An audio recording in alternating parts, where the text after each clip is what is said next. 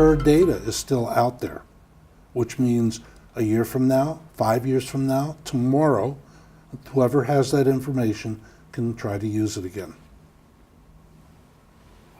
Hi folks, this is Haas from GNet News. As most of you know, we have a terrific new program called Mr. Scammer that's hosted by Elliot Greenblatt. In this time of Facebook and all our personal information being stolen, the information that he is bringing is up to date, happening right now, and it can help you not become a statistic. Today I thought we'd just take a moment, sit down with him, and ask him a few questions and kind of find out who he is, what makes him tick, and maybe what keeps him up at night. Why are you so into this? You know, that's a great question, as I'm sure all of them will be. But I got involved with this a few years ago. This is my third year as a Fraud Watch coordinator. And I used to do driver safety for AARP, basically teaching older citizens what the new things are about the road. And the state office came to me and said, how would you like to be our Fraud Watch coordinator? And I said, I don't want to watch frogs. And they said, no, fraud, not frog. I have gotten, I guess you could say, obsessed with this issue because it is so all-encompassing. It is so huge. It is a dynamic as opposed to a static situation. And I got hit by it. Well, not me personally, my wife did. My wife received a letter from Key Bank, and the letter from Key Bank she thought was an effort to sell her something, so she put it in recycle. Next day got another letter from Key Bank, decided to look at it, said there was a problem with her account. She didn't have an account at Key Bank. So she went down to talk to the bank representative, and the bank representative said, oh yeah, you have an account, you opened it last week. Showed her on a computer screen all her details. And she said, well, why are you contacting me? First of all, I didn't do this.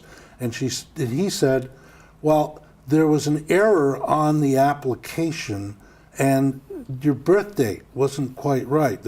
And they had, whoever made this application, which was done online, had her birthday off by one number. And if they hadn't? If they hadn't, this person would have opened up an account successfully. By the time the account information would have been activated, they would have changed the mailing address. They would have put the minimum amount necessary to open a checking account into the account, gotten the sample set of checks or the starter set, and then written out checks for whatever amount. That would have ended up being on my wife to deal with. So the immediate response was contact the Federal Trade Commission, tell them there's been a breach. Contact the 3 credit bureaus, tell them there's been a breach. The bank changed the credit information that they had. Key Bank got rid of that account.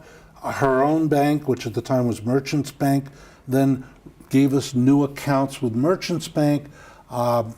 It has now become a major problem for us because it's not something that you do once and you're done with it. Her data is still out there, which means a year from now, 5 years from now, tomorrow, whoever has that information can try to use it again. That's what motivates me. That got personal. And that's why I've become obsessed with this, because we're not unique. The other day, I got another email in my mailbox from PayPal saying there's a problem with your account, we need your numbers, things like that. Why aren't you more afraid? And by that I mean, when I got that email, I was kind of pissed off, and I wanted to respond and say to this person, wherever they are, I know you're a jerk, I know what you're doing, but then I got scared, because then I wondered, well, what if that pisses this person off?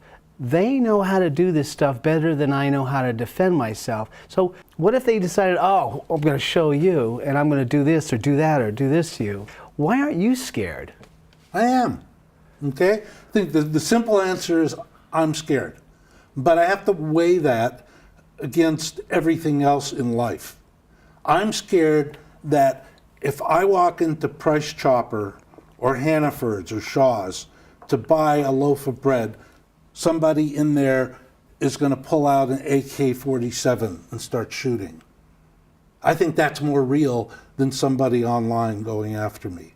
Okay. So, yeah, I'm scared. I'm a target. What scares me more is that this whole issue of fraud has ballooned so dramatically that I don't know. I'm at a point where I think I've seen it all, but I haven't seen it all because I don't know what's going to come at me tomorrow. 20 years ago, 30 years ago, committing fraud was an expensive proposition.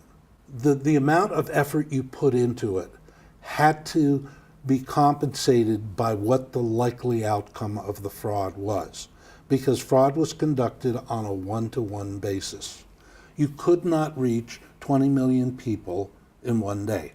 Today, fraud is committed with the victim voluntarily giving the perpetrator what they want. Yes, You I are see that. handing them Yeah. your stuff, and you're doing it long distance. You Right. don't know the person. As one of our criminals say, you don't know me from Adam, but I'm going to convince you to give me your money. I'm assuming that the most vulnerable are the oldest amongst us, correct? No. Why? Why? Well, first let's put it down and very firmly that there is no demographic divide when it comes to fraud. As a con artist, I'm not looking at whether you're old or you're young, you're black or you're green or you're white. I'm not looking at whether you're tall, you're short. I'm looking at your wallet. And I don't care if you've got a lot of money in it or you have very little money in it. So that kind of becomes the great equalizer. Now, are certain people more vulnerable? Well, depends. For example, older people tend to be more vulnerable to emotion. So if I can hit as a con artist on your emotions and you're 80 years old, I can deal with it. If you're 40 or 30 or 25, that doesn't play out. So I'm going to use a different approach because I know that you're more into instant gratification. So whatever I do as a scam has got to go like that. It's got to be a very quick action. Okay? So, who's more vulnerable? Hard to say. I would say, though, from what I look at, somebody who is in their 50s, male, white, college educated, is the number one target. And that's because who are the power people in this country today? Who has the money? If I'm going to commit fraud, I'm not going to be as successful financially going after somebody's social security check as I would be. And the other person who's more vulnerable, the one who turns to me and says, I'm too smart. Well, that was fun. So, there you go. I've begun watching a show, and if you haven't, I think you should check it out. There may be something you might learn or something that you might want to send on to someone you love. Anyways, for GNet News, this has been Haas. I'll see you next time.